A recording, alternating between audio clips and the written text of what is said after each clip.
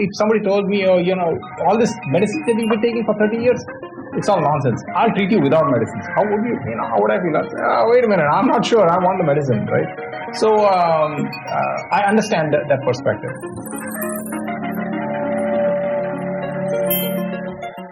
Hi, welcome to the first edition of Circee Health Pod. This is our exciting new podcast where we will tell you about new and upcoming developments in the lifestyle medicine field, which I will explain in just a little bit.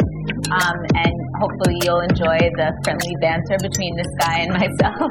We'll have some exciting guests and various other surprises to come. So stay tuned. But for today, let's get started. So I am Dr. Jenny Prabhu. I am the CEO and co-founder of Circee Health. I'll let my husband Ajoy introduce himself in just a bit.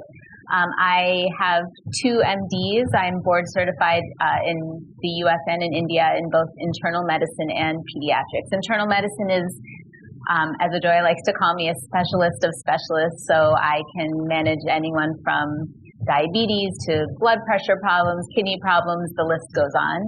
And those are adults. And then pediatrics is, of course, the treatment of kiddos.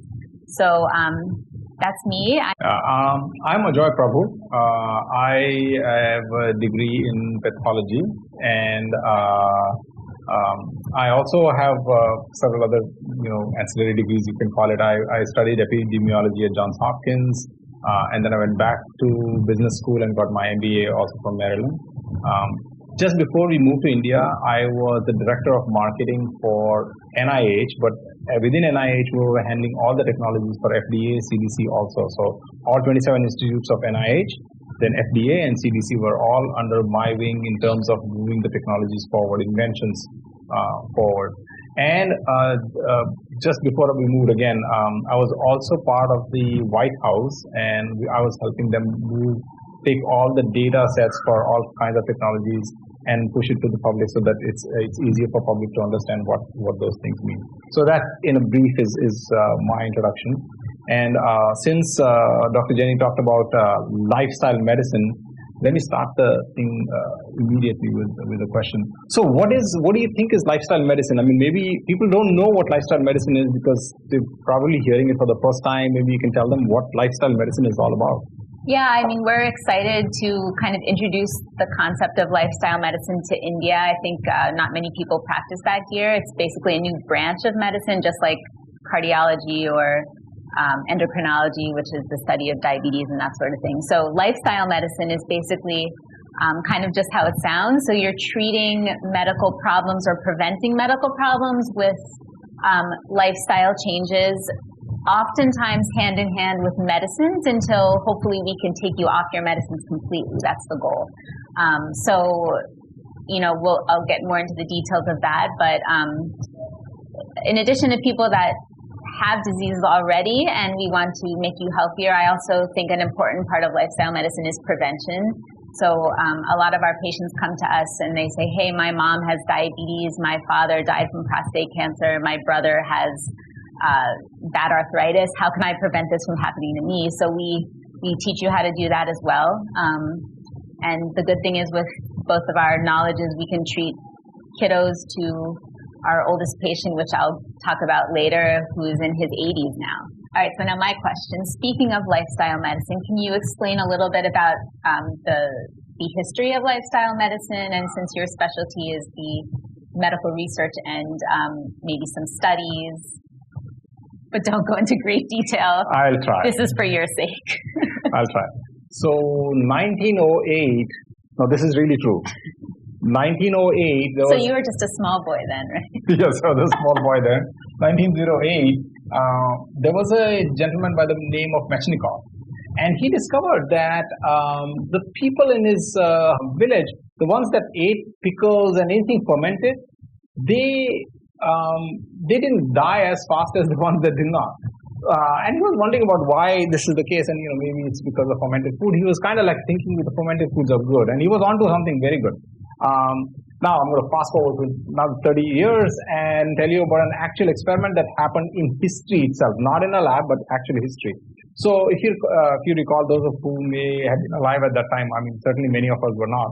1940 or so, Germany invaded Norway, and they took away all their livestock, their poultry, their beef, their chicken, their fish, everything. And then they said, you guys suffer because our German soldiers need to eat this stuff.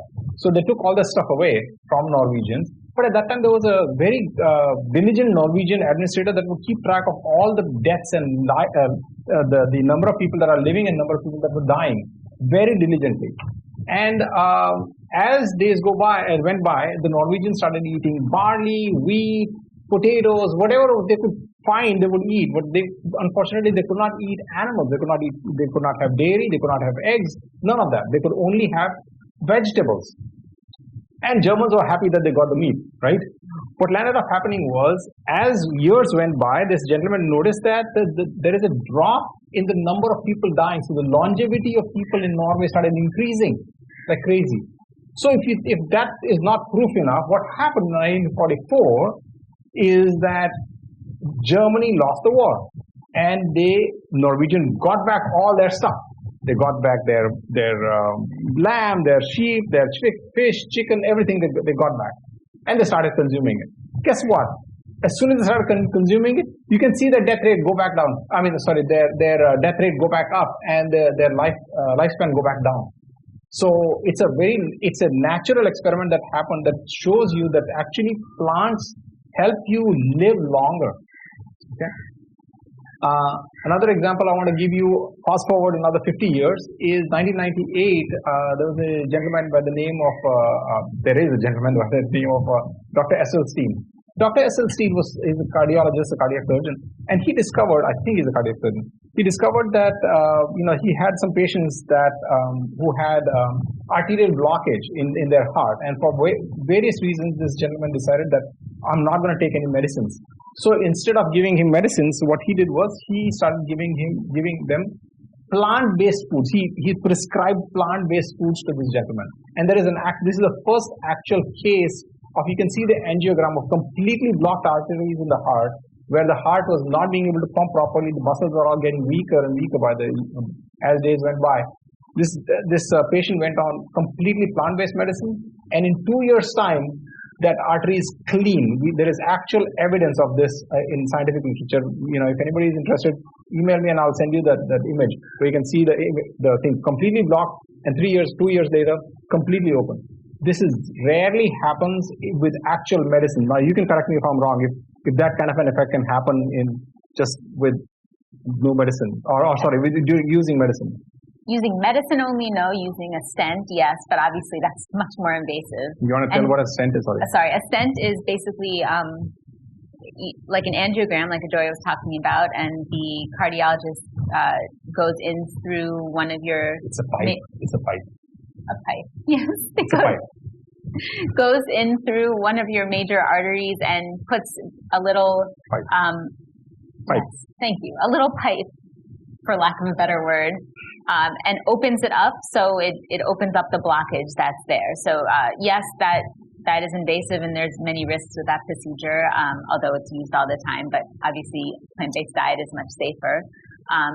I will say one thing I want to add is that this was the LAD artery, the left anterior descending, also known as the widowmaker, which is basically one of the main coronary arteries, most important. So that makes it even more exciting that this What happens to women if they have a heart attack? Is that still called a widowmaker? I don't know. I'll have to get back to you on that one, Ajay. Thank you. Okay. Now, I don't want to stop this. Since she gave me the mic forum to talk about the history, I want to add two small things.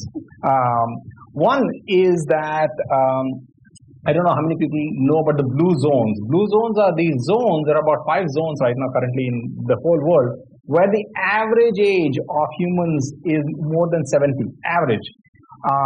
If they don't last 100 years, they think that they died early. These are actual places. Okinawa, Sardinia, I don't remember some other, Icaria in Greece, I believe. Costa Rica. And then a 5th one is Loma Linda in California. All these places have one thing in common. They all eat primarily a plant-based diet. Plant-based. Like, for example, in Sardinia, they might add fish once in a while.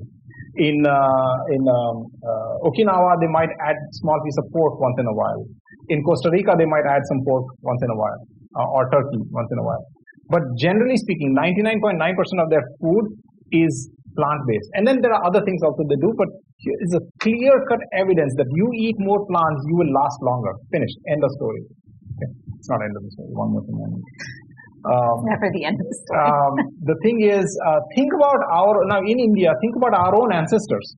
Yes, they died early, but they died early primarily because of infections, etc. A snake bit them, or they got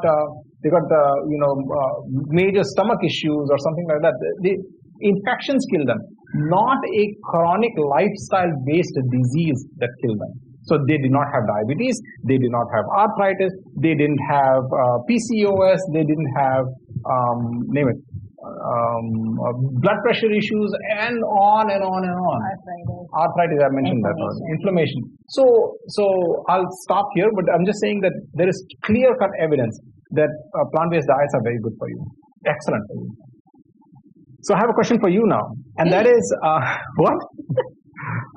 So I talked about all these generalized things that, nobody knows these guys. But can you talk from your own experience about your patients? I mean, I'm sure you and I know about it, but maybe the audience would like to know if you've had actual patients where these things have actually helped.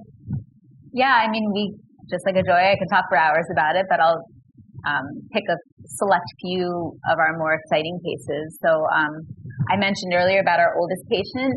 When he came to me, this was back in the U.S., to switch his primary care to me, he had just switched to a plant-based diet. And I remember his family came to me and they were very concerned. He was 76 at the time. They were very concerned that this gentleman was switching to a plant-based diet, and they had all these concerns. Is he going to get enough nutrition? Will he have enough energy? Is it going to make him depressed? The list went on. And then finally his family left the room and he took me aside and he said, "Look, Dr. Prabhu, I really want to switch to this diet. I've read so much about it. Can you help me convince my family?" So the two of us worked together, and over the years, actually over the months, we saw changes. When he started with me, he had diabetes on 3 medications. He had blood pressure issues. He actually had what we call peripheral arterial disease. So instead of plaque in the heart arteries, he had plaque in some of his longer leg arteries, the iliac artery, for example. Anyway, and that can cause pain, and blockages, just like you can have in your heart, can cause issues. He also had some prostate issues also, sorry. So very common things we see in our I encouraged him with his plant-based diet. And this guy went not from vegetarian to vegan. He went from eating meat. He's Filipino. So he went from eating lots of meat and dairy to whole food plant-based. So whole food means non-processed. So he was eating big bowls of beans, salads, fresh fruits, that sort of thing. And within a couple months, I took him off all of his diabetes medicine. So from 3 medicines to 0. Which his family was very afraid of, but when they saw the results, they were excited. We actually saw improvement in his imaging studies of his arterial issues in his legs, which was huge. He was having pain from those blockages, and the pain improved. So he already was a gentleman that liked to walk on his treadmill, but he could, I want to say he tripled his distance within a couple months of walking on the treadmill. So that was a big, tangible improvement for him, and it made him happy. It improved his mental health too. And his blood pressure medicine, I at the time before we moved, I wasn't able to take him off completely, but I did. He was on just a very small dose of 1 medicine. So huge changes. His pill burden, as we say in doctor world, was significantly reduced, and his mental health was happier. And I think I probably convinced his family to switch to a mostly plant-based diet. I remember his granddaughter particularly asking me. So he's probably one of our star patients, and he's still doing well now as far as I know. So that's one gentleman. In India, since we've been here, we've been lucky enough to consult with a couple patients. Another one of our star patients came to us. She was a long-distance runner and very active, but was unfortunately diagnosed within the last couple of years with 2 autoimmune diseases, which is very unlucky. One called Sjogren's syndrome, which causes skin changes and heartburn, reflux, joint problems, and with the additional diagnosis of something called rheumatoid arthritis, which is an inflammatory condition causing severe joint pain and unable to use the joints and swelling and redness and that sort of thing. So, she went from being a marathon runner to barely able to walk around the block, barely able to open cupboards and drawers and open containers. Mm-hmm. That's the word I'm going for. So, very sweet lady, and we felt so bad. I still remember the first meeting we had with her. I felt terrible afterwards how her life had changed. So she also, although was and still is a very healthy eater, meaning didn't eat a lot of fat, but she had a fair amount of meat and a fair amount of dairy within her diet, despite having lots of whole grains and lots of fruits and that sort of thing. So we spoke to her again about switching, trying to gradually phase out the dairy first, which I think made the biggest difference. And also, even now she has a small amount of meat, so it's similar to the blue zones that Ajoy was talking about. But overall, her diet is plant-based. And I still remember when she texted Ajoy and he forwarded it to me that I was able to go running at Joggers Park today for the first time. Yeah. So, I mean, I got very emotional when she said that because. But can you elaborate the fact that we were not thinking the Sjogren's part? We were not thinking that would. Yeah. I guess we hadn't found any studies that. So we read about, especially with meat intake, how that can improve rheumatoid arthritis if you reduce your meat intake. But Sjogren's, we haven't seen much studies, if any. But she, our patient said, wow, I noticed that my heartburn is significantly better, if not gone away. And that's a big part of Sjogren's. Also, her skin changes improved and that sort of thing. So, we're really excited to hear that. So hopefully that has good implications for other patients, other autoimmune diseases that a plant-based diet can help. And we'll expand on what autoimmune diseases really are. But for now, we'll just say that, it's like when a body attacks itself. That's all we'll say for now. As you can tell, we're excited to share our great results of our patients with you, and I'm sure you'll hear much more about them and more in next several podcasts. So moving back to Ajoy, since I've now taken over. So you heard all these amazing results with a plant-based diet and with lifestyle medicine changes and so on. So how come people don't know about this? How come more doctors aren't recommending it? How come more people aren't going over to the dark side, so to speak? Yeah, I mean, I think what is when we tell people that we are trying to do this so that you don't have medicines and we are trying to treat you without medicines, the first reaction is, this is just some BS. This is mumbo jumbo. You're just making money off of us, and that's pretty much it. So, it's a very dismissive attitude we get from people. And I don't blame them because, if somebody told me, all this medicine that you've been taking for 30 years, it's all nonsense. I'll treat you without medicine. How would you, how would I feel? Wait a minute, I'm not sure. I want the medicine, right? So I understand that perspective. But what has happened in the last few years is that many physicians and researchers have started to go back into research and looking at the past literature and saying, hey, wait a minute, this guy was treated without any medicines and he's better because of some natural compound that was used, or maybe because of meditation that they did, or because they did more yoga, their arthritis went away. So they started looking at these things and saying, wait a minute, if you change your lifestyle in certain ways, it can help. Now, coming to your question about why people are not really, so there are two parts to it. One is people themselves are not exposed to the fact that you can do this. You really don't need chronic medication. Now, before I say this, I have to say, for acute issues, you absolutely have to take medicine because that's the best standard of care right now. If you break a bone, you're better off going to orthopedic surgeon. If you have something acute, like for example, that happened, or an infection, you're better off coming to Jenny and saying, I have an infection, please treat me, and she might give you antibiotics, she might give you probiotics, whatever she'll do, but you need medications for those things. You have a snake bite, you should take an anti-venom for it, or go to Kerala, one of those guys that actually do it without anti-venom. But the point is that you need somebody to acutely take care of the acute problem. But chronic diseases, chronic meaning long term, it goes for months and years. You don't need that. You need a way to reverse it naturally because it happened naturally. It happened over a period of time. You need to use the same period of time or less period of time and kind of get rid of the condition that actually caused it. Coming to the crux of the matter, which is a little hesitant to say this, but I will say it. We prescribe vegetables, beans, and seeds and lentils, right? And leaves. No leaf manufacturer, no spinach manufacturer will give us money for saying this. No dal manufacturer will come and say, hey, prescribe more dal, because there's no money to be made.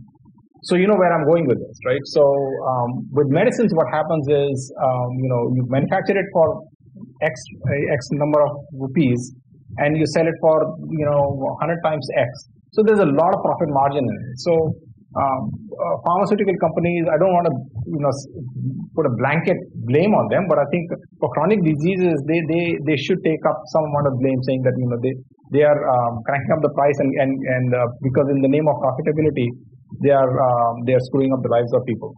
That's a very strong statement I'm making, but I will. The third part now is that in medical curriculum, let me actually ask the doctor here. In the medical curriculum, did you have a course on foods, nutrition, yoga, meditation, mindfulness, etc.? We had a very brief, maybe 1 day delve into nutrition, and that's about it. One of my former colleagues in the U.S. was a nutritionist before she became a doctor, and I always used to go to her for advice because that's just something we aren't taught. Nutrition at all, / how nutrition can play a role in preventing and reversing diseases. So that's a huge deficit in medical education across the world.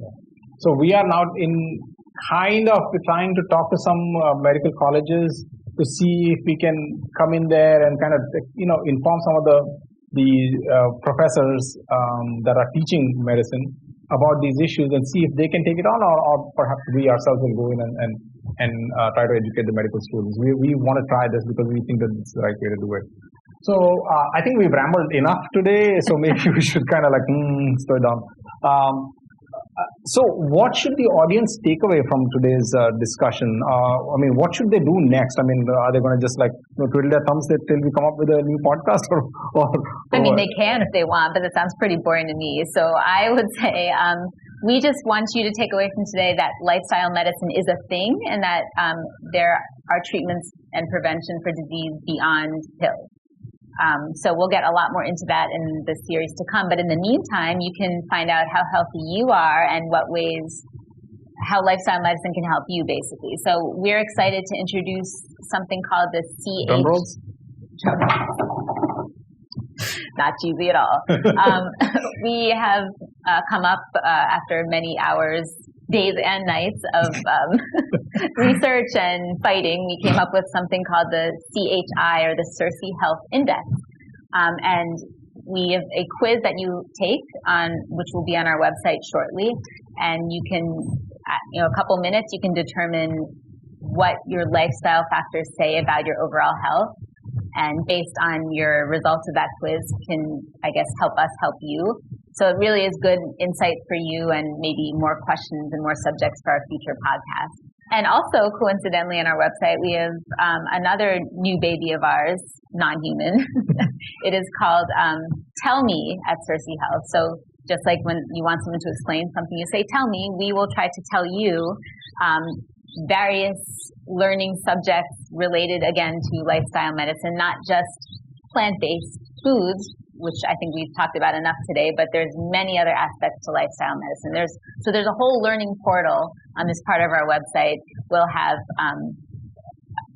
videos, we'll have master classes, we'll have question and answer sessions, we'll have leaflets, pamphlets, banners, okay, mugs, whatever you want. We won't have mugs. Maybe in the future we'll have mugs. So that's there also, and so those are the two up-and-coming things where you can become more informed and hopefully more insightful about your overall health. So we're excited about that. I'll stop rambling and turn it over to Adoy. So thank you for giving the baton back to me. I give it to you. So, the next podcast. Next podcast, we will have our friend and partner in crime, Chef Michael Swamy here, who will give you a perspective on food. How does he look at food and nutrition from a chef's perspective in terms of helping people live better lives? So I cannot wait for that podcast to happen. Getting hungry. Since he's here, I'm actually getting hungry. So I'm hoping that you can do some magic enlighten us with this. I'm looking forward to it. I hope you are too. From a chef's perspective. Thank you so much, and we'll see you in the next episode. See you then. Bye. We really hope you enjoyed our conversation. Can you think about one thing or an idea that you can start to introduce into your own life that will help make your life healthier and less stressful? If you enjoyed today's episode, we'd really appreciate it if you can take a few seconds to share the podcast with your friends and family. Thank you so much for listening. Have a wonderful week.